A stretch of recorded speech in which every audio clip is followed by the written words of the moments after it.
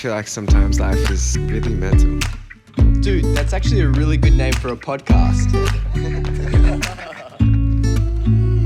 Even when you lose all hope, you go deeper than you've gone. Hold on till you can't no more. It's really mental.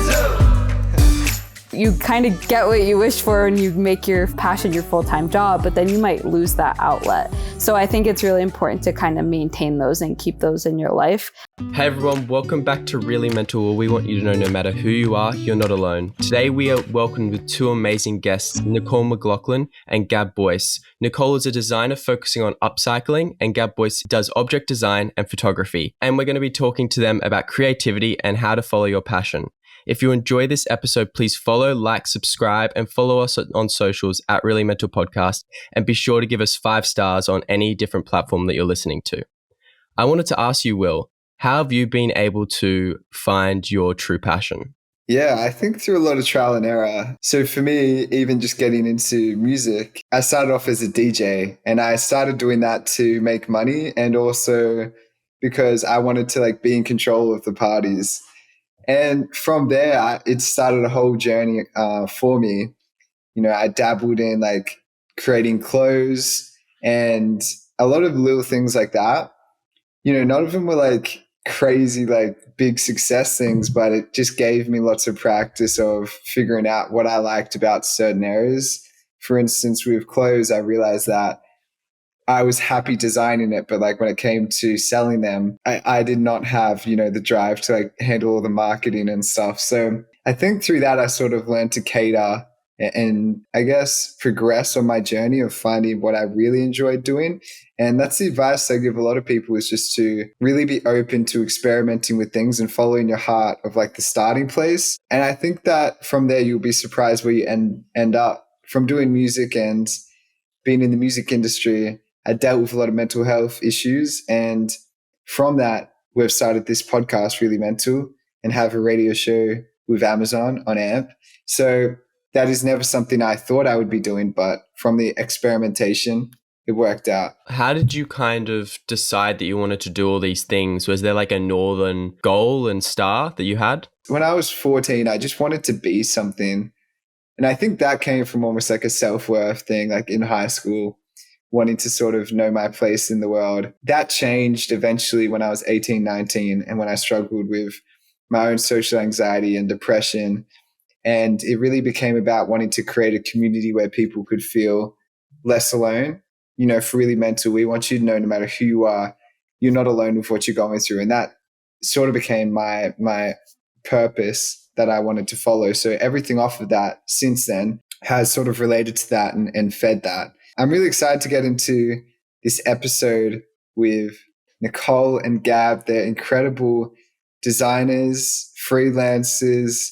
More than that, they're just very inspiring humans. Gab has been featured in Dazed, ID, Vogue, and also done some amazing work with brands like Balenciaga, Nike, Marc Jacobs, Fenty Skin. So this is just going to be an amazing episode where I think that we can all learn a lot from these amazing artists. So let's welcome one to the show. Hey everyone, we have a Really Mental show on the Amazon AMP app. We're going to be hosting live conversations with talented humans like you hear on the podcast here. So make sure you go follow us on the Amazon AMP app at Really Mental, and we want you to know that no matter who you are, you're not alone. So hopefully we'll see you on Amazon AMP at 7 p.m. PT, 10 p.m. ET every Sunday. All right, see you then, beautiful human. Nicole and Gab, very excited for today's chat. Thank you for coming on. Could you please tell us a little bit about yourselves for those who don't know who you are? My name is Nicole McLaughlin. I'm a designer mainly focused on upcycling. So I take old stuff, things that are meant to be thrown away, and I transform them into new things. And I live in Boulder, Colorado. I just moved here from New York, so still pretty new. And yeah, I guess just a designer by trade is mostly what I define my work. Yeah, and I'm Gab Bois. I'm from Montreal, Canada. My practice is mainly focused on photography, but I also do object design and wearable design as well. So many different things with a focus on photography for now. It's really unique what both of you guys do. How did you guys get into it? So for me, I actually come from a graphic design background. And so my first job out of college, I was an intern for Reebok. And so that was like my entry into the fashion industry. I was just doing graphics, like doing digital art, and it was being placed on t-shirts and shoes and jackets and stuff. And I was always really just curious how those things were made, kind of rummaging through this big corporate office through samples and scraps and trying to figure out like if I could take something apart and put it back together again. And that really got me into this world of upcycling. Like these projects, these one-off pieces were like, oh, what if this was actually applied within, you know, this corporate setting? And what if I could go into a company and help them sort of see the value of these used items? So that's sort of the background of it. But it is a very physical, tangible thing. And that's what I love about it. I love to be able to create stuff with my hands. So yeah. Awesome. And what about you, Gab? Yeah, I mean, while the finished products sometimes is very similar to Nicole, I feel like we have such different backgrounds. I was actually studying to be an elementary school teacher. I just started to do photography as a hobby in between classes at night when I came home. I was such a Tumblr teenager. I was spending all of my free time on there. So a lot of the work that I was doing early on was heavily inspired by stuff that I saw on Tumblr or Instagram, trying to kind of like predict trends, see what was popular at that time and try to put my spin on it. And yeah, I kind of still see what I do today as kind of an extension of some things that I like to do in childhood. So a lot of just like little crafts, putting things together, a lot of that inspired by nature, food, fashion, and technology. So yeah. Very cool. I do want to start with photography. For both of you, that's been, sounds like a part of, you know, your journey, something you've been drawn to. What about photography made you go, I want to study that and do that? Yeah, so I mean, it's kind of funny. Like, I don't really remember a time in my life before photography in some capacity. Like, my mom was very into like capturing stuff like on throwaway cameras of like my sister and I growing up. But I got really into it and I saved up a bunch of money to get like a point and shoot camera when I was in middle school. And like, I still have it and I've been like still playing with it and putting like different lenses and stuff on it. And it's been kind of cool. But there was something like within high school that totally shifted sort of the trajectory of my life and my work. But I became really interested in sign language and deaf culture. So I had been in a relationship with a deaf person throughout most of high school. And I turned to photography and videography actually a ton. So I would like take pictures and like video me sign language, like speaking in sign language and doing like almost tutorial based style videos for like YouTube and stuff. And so it was actually, you know, a really important part of my life. And I still think it kind of comes into play in a lot of what I do now. It's very visual. I just loved like just messing around with stuff. And it was such like a fun thing to do outside of school. I always, you know, enjoyed outdoor activities and stuff. So I would like take my cameras and take pictures of me like snowboarding and all that kind of stuff. And it was never good, but it was important for me. And it was a nice outlet to have outside of school. So curious for you, Gab. I don't really know this answer for you. I feel like yours is very romantic and there's a very big connection with photography as a medium. And it's something that I don't feel like I have. I studied visual arts for 2 years before my bachelor's. And I had an introduction to photography class, which I hated. I've always hated the technical aspects of photography. For me, it's always been a way of documenting subjects, more of a means to an end rather than like a real bond to the medium. You just have the drive to make it work the best you can. And I think that's super cool. But that definitely goes for you too. I mean, we first met, Nicole and I, in 2019, I believe, in New York City. And I think we were both stunned to see that we worked in such a similar way, which is like on the floor of my Airbnb with like materials from like the pharmacy, just very DIY, which is something that through time, even with bigger clients and bigger production, I've really tried to hold on to. And still to this day, while I have a studio and all that, my favorite shoots are the one that I do at home or just with friends outside at the park. So that DIY dimension, I don't know for you, Nicole, but for me is still super important, no matter what the projects are. What about that sort of, I guess, appeals to you? Because it could be easy sometimes, especially entering like an industry or a field, to like want to do the expensive, high budget things.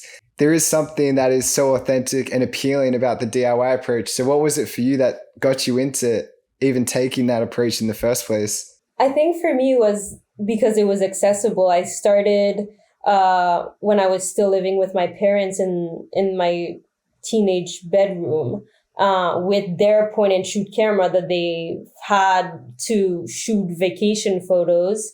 So I started with things that I had like no budget to get any equipment. So I had this idea, the first photo series in kind of the style that I do now, that it came to me while I was in school, and I was like, okay, I need to do this thing where I would dress up as a texture that I saw somewhere else and then do this kind of collage thing.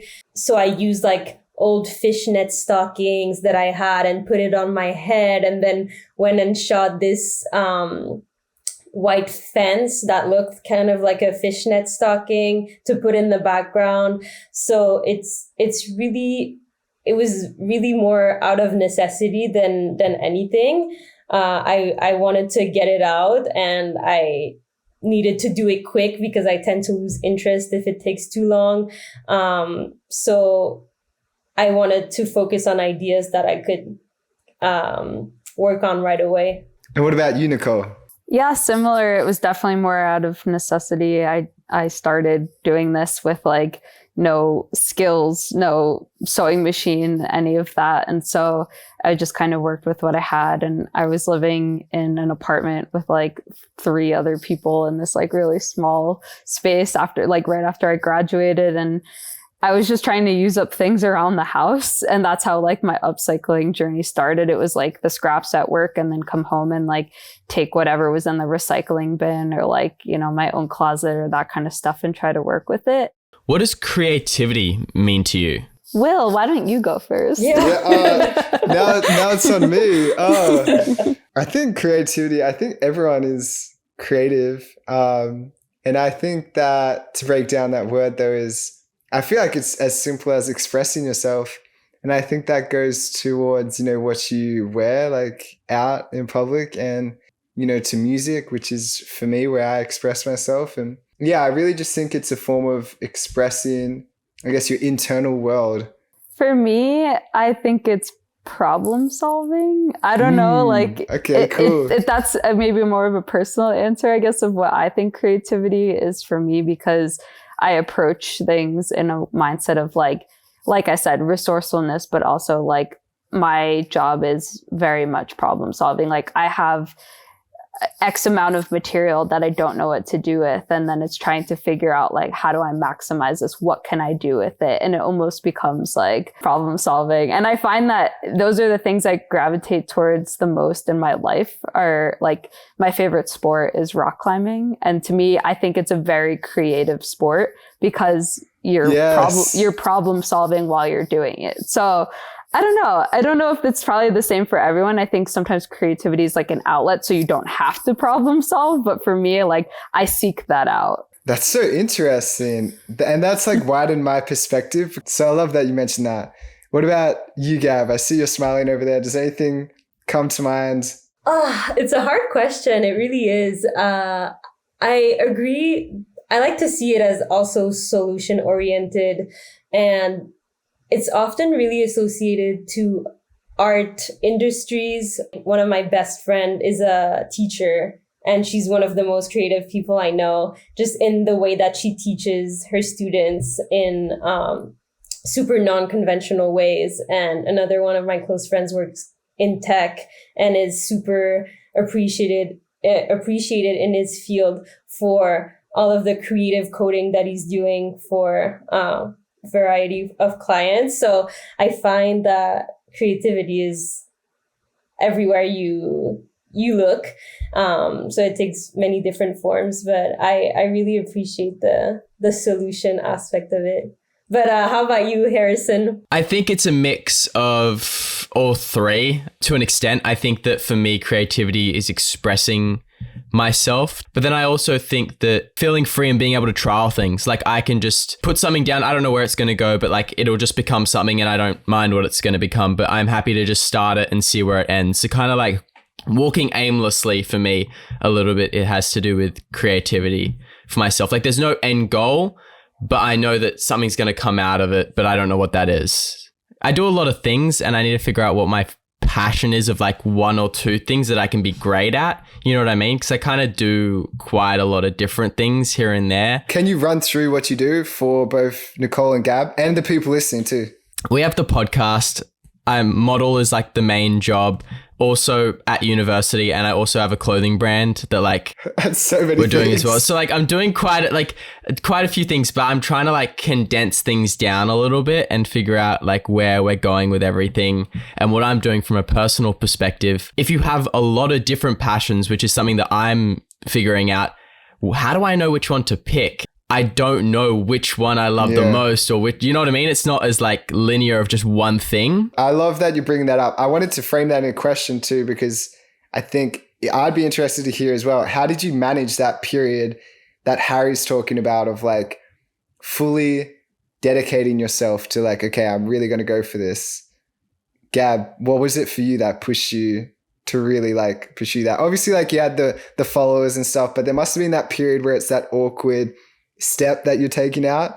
So like I said, I was in school and I'm someone who craves stability, you know, so it was a tough decision to take the leap. And I was always like, I brought it up to my parents like this, like, okay, so I'm just taking one semester off.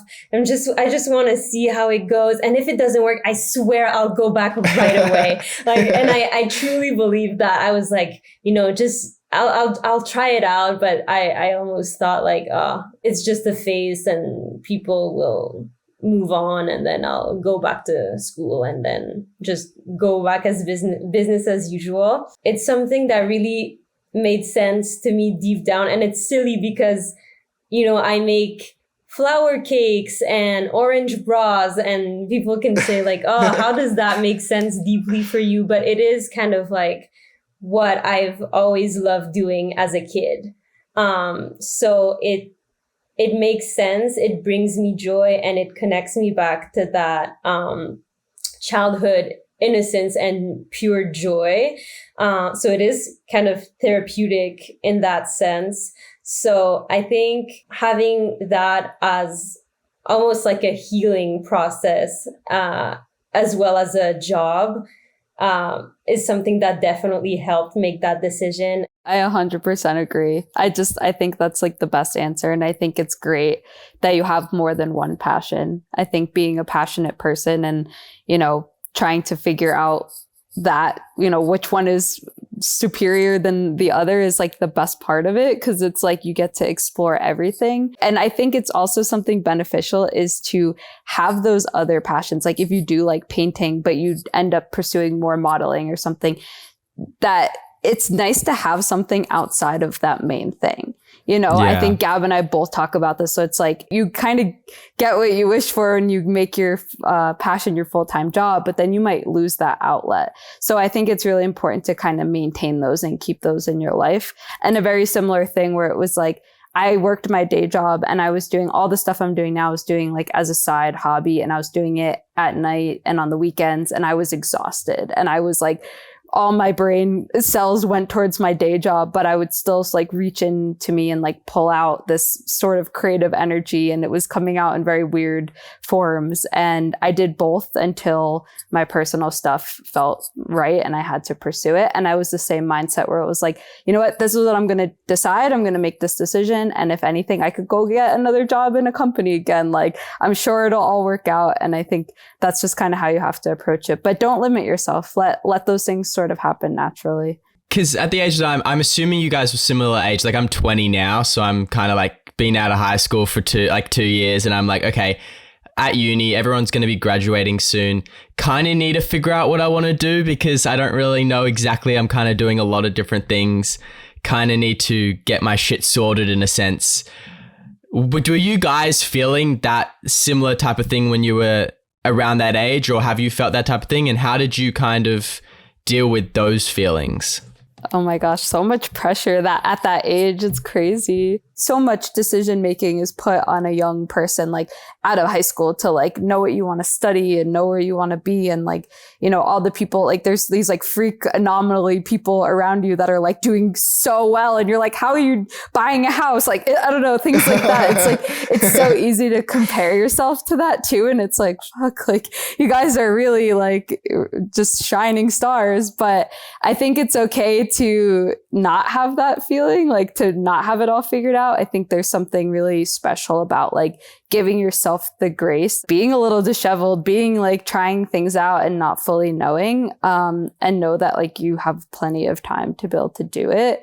As someone that's like closing in on their decade of the 20s, like I'm feeling a lot better, but I'm also feeling stressed for other reasons. So like, you know, it's just part of it, I think.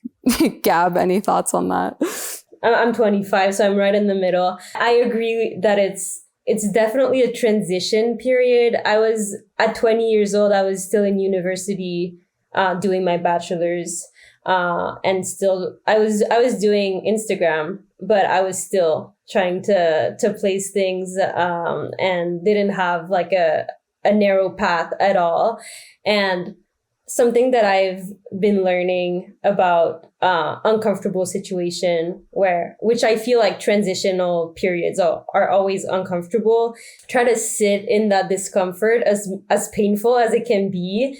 I feel like that's the best way to get out of it, because I know I tend to like not deal with it and just maybe take a impulsive decision just to get out of the discomfort. But with time, I found that just taking the time to face things head on, things get clearer so much faster than when you fight it. So it's annoying advice because it's not comfortable, but it's still what I would suggest.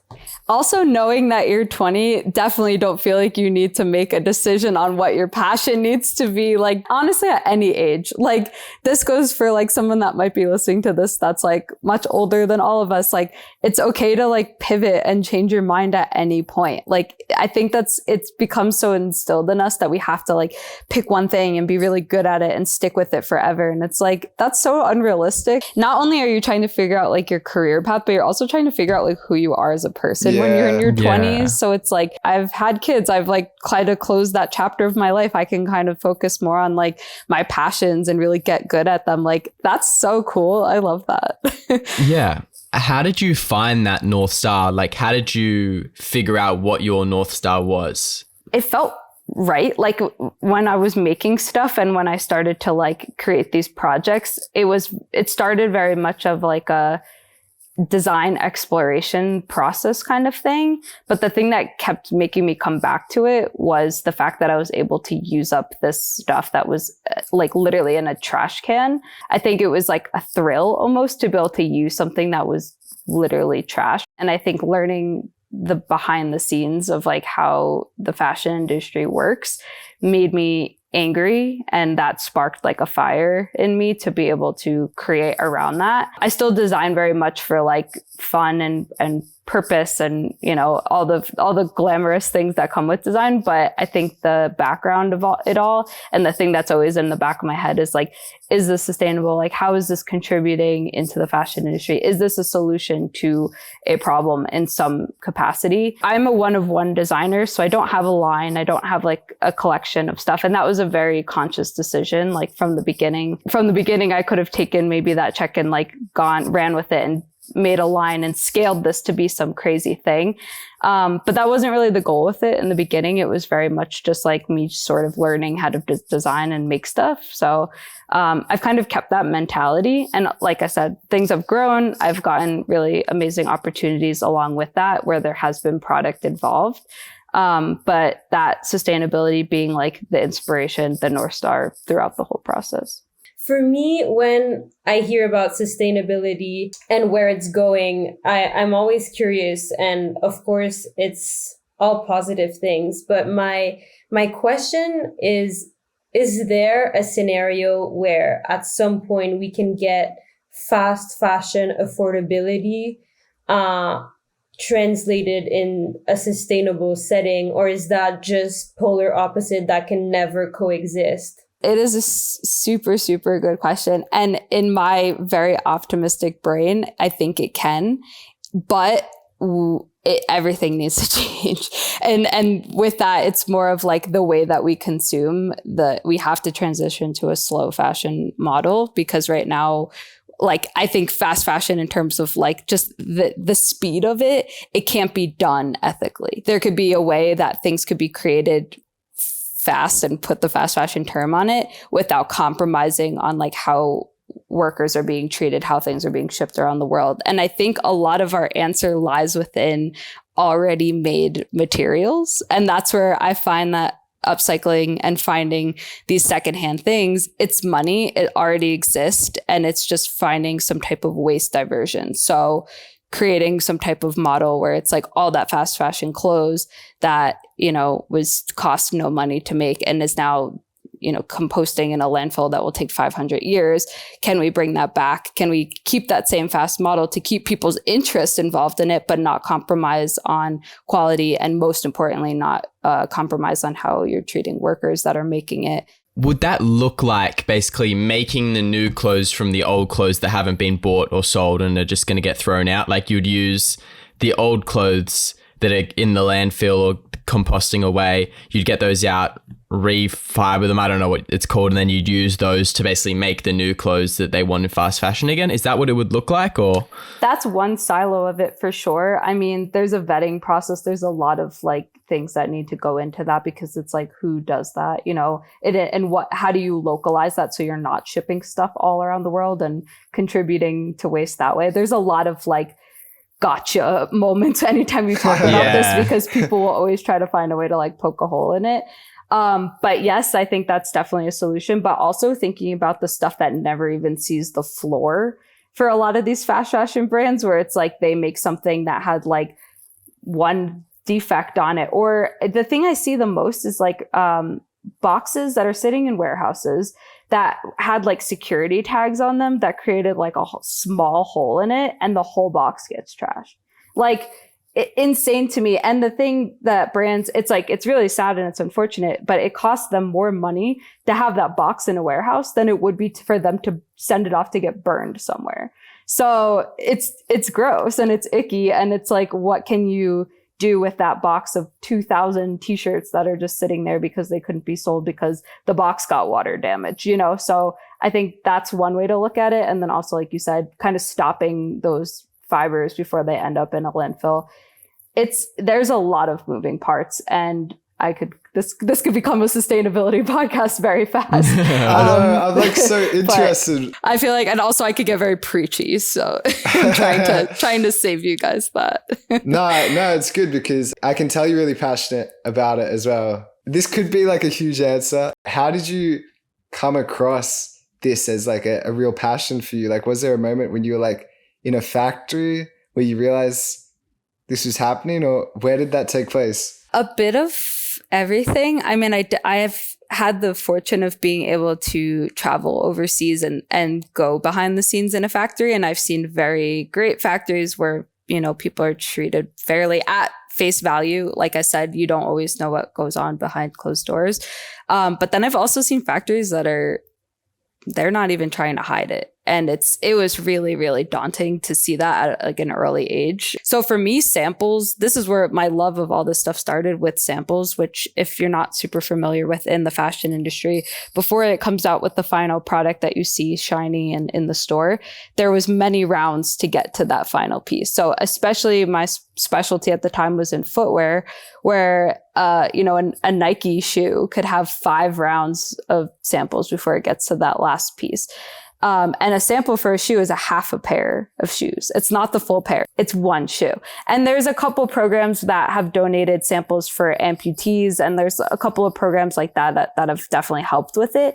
But it's a huge problem because how many footwear brands are there in the industry? How many clothing brands where it's like, there's so many samples just sitting in office. And that's like one part of this huge problem. So for me, that was like a huge inspiration, was like, oh, this is all really great stuff that like could still be used. It might not be able to be used as a shoe because there's no other shoe for it. But like, what if I take, the upper off and I put 2 together and I make it a bag? There's so many aha moments like at the beginning of that. Honestly, the people that I've talked to throughout this, like I've done a lot of work with the Slow Factory, and Celine Seaman, who's like the head of Slow Factory, is someone that I've always looked up to in terms of like, she just asked the right questions. And I've been on a panel with her where I was like the whole time, like, no one asked me a question. I was like just listening to her. I was asking her questions.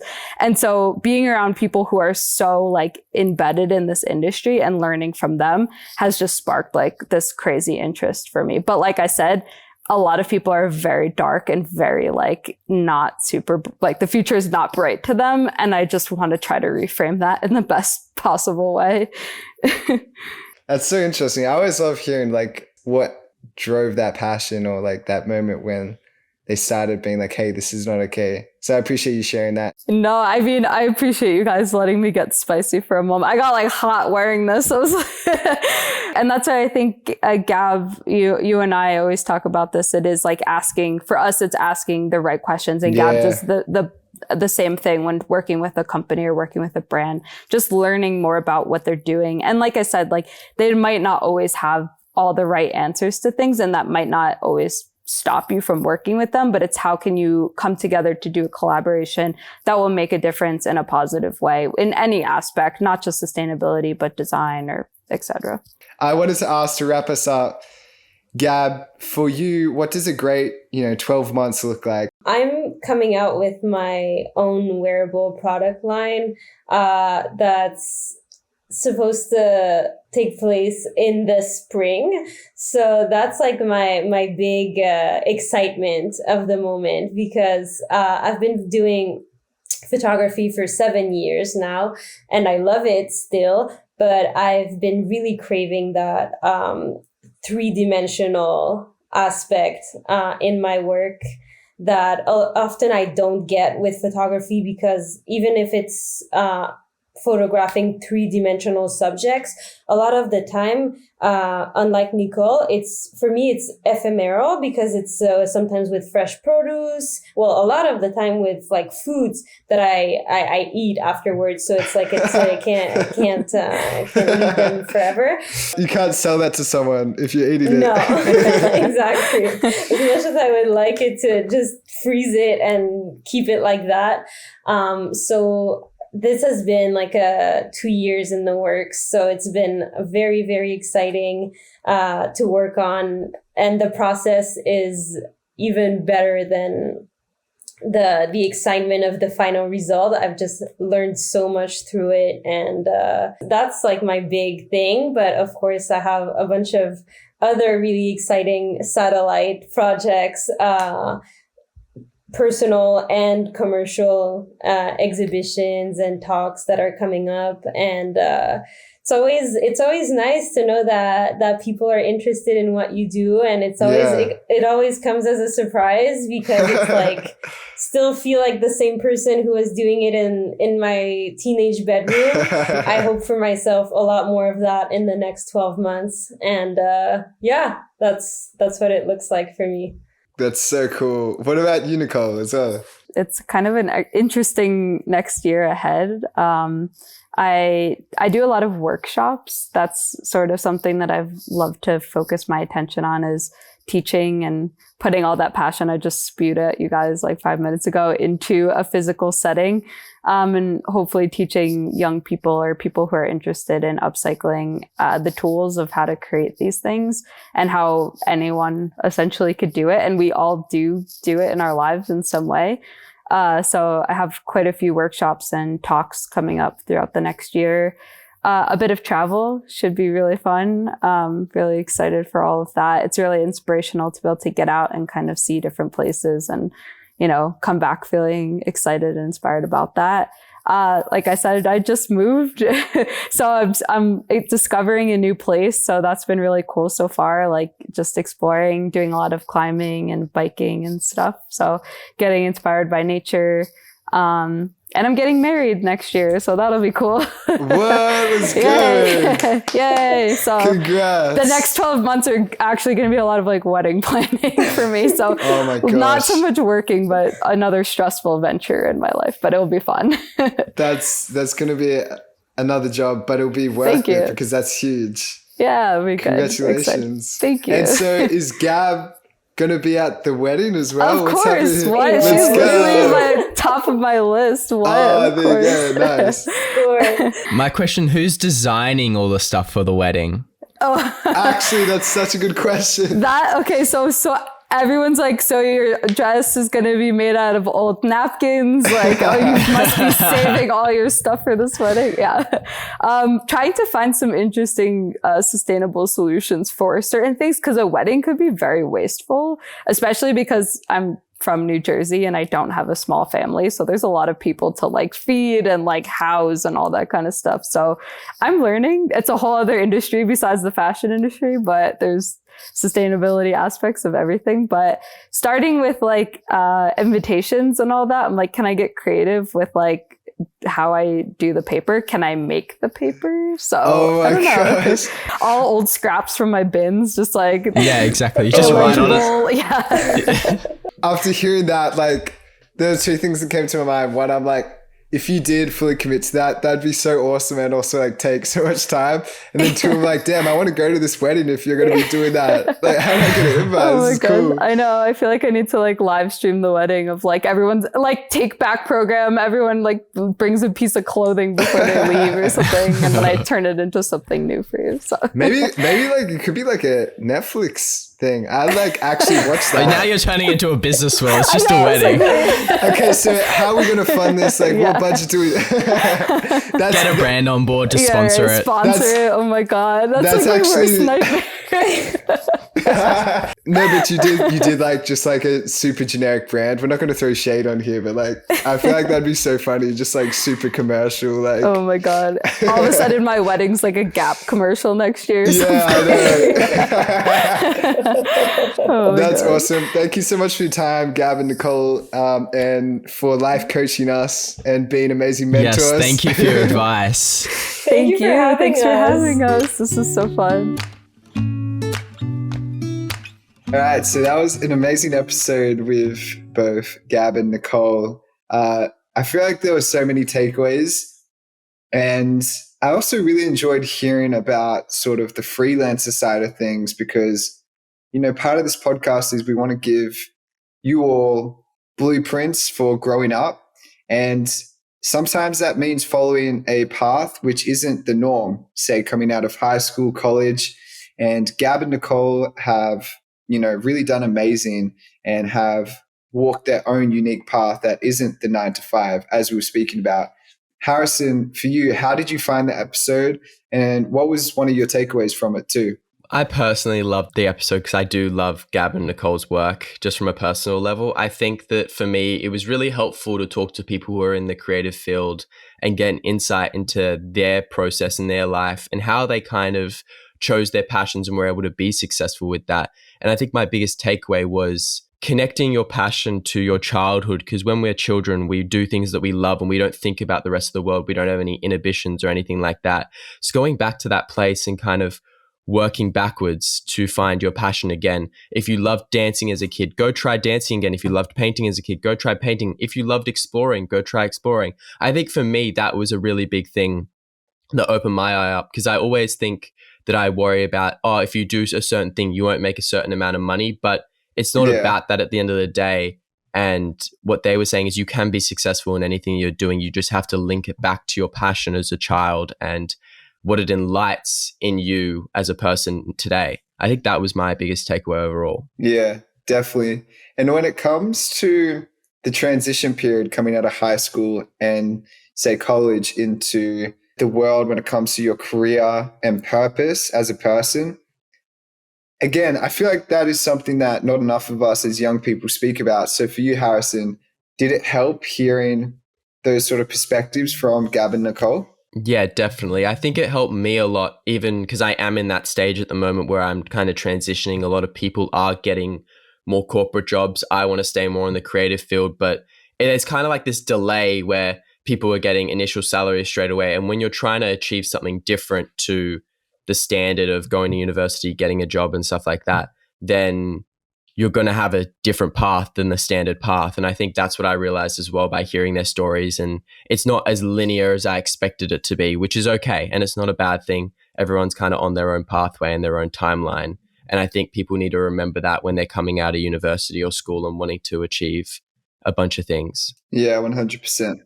I hope other people took a lot away from this episode as I did. I know it really helped me, and I'm sure it helped Will as well in understanding and kind of growing ourselves further. And we do have, for everyone listening, we have episodes dropping weekly with amazing guests. If you did enjoy this episode, please rate us 5 stars and follow us on all social media platforms at Really Mental Podcast. Thanks, everyone. Hope you enjoyed this episode. Remember to take care of yourself over the next week and let us know on our socials how you're feeling about your purpose in life at the moment. All right, everyone. Talk soon. See ya. Love you.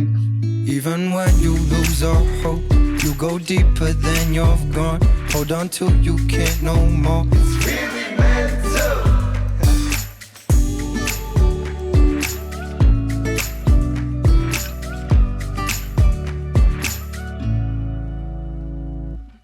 Just want to let everyone know that we have an Amazon AMP show every Sunday at 7 p.m. PT and 10 p.m. ET with amazing guests similar to the podcast. Please go check out the Amazon AMP app and follow us at Really Mental. I just want to end this episode today, Will, by talking directly to the audience, saying if you guys are struggling, Will and I aren't professionals in this field. We're just telling our experiences through stories and kind of just sharing what we've been through. But if you are really struggling, we do highly suggest going to see a therapist and professional help, because they will be the ones that can really help you in your situation. Of course, feel free to share your stories with us and DM us. We want to know what you're going through, but make sure you take the time to speak to a professional, because that's going to give you the most help. That said, we hope that these stories and the people we've spoken to can really help you on your journey to finding that right person, whether it's a therapist or that friend to talk to about it. Make sure you take the time to do that.